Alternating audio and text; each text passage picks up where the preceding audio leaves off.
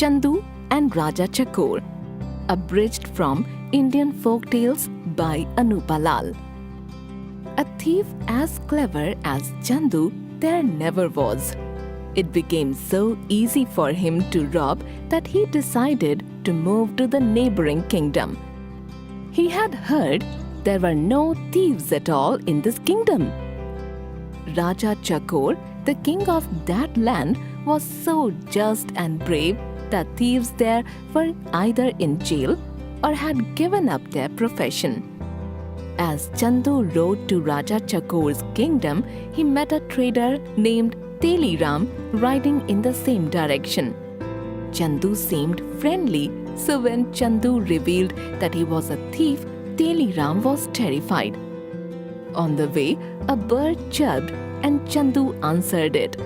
Chandu had the ability to understand and speak to birds and animals. This made Teliram nervous. He asked, "What did you say to the bird?" Chandu smiled and said, I told the bird that Chandu might be a thief, but he never robs a friend.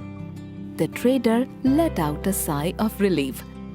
As they continued on their journey, Chandu told Teliram his motive for going to Raja Chakor's kingdom.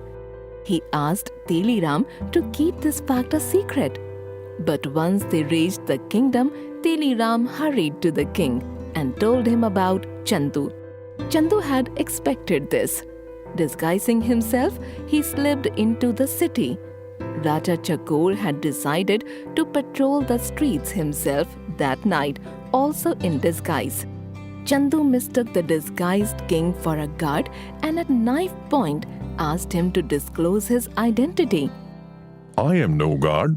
Said the quick-witted king softly. I'm a thief.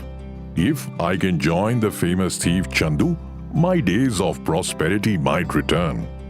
Chandu introduced himself and agreed to let the disguised king join him. They decided to rob the richest merchant. Peeping through a window, they saw the merchant poring over his accounts.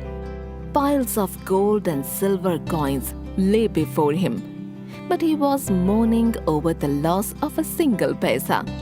Chandu decided not to rob the merchant because a rich man like that would die of grief.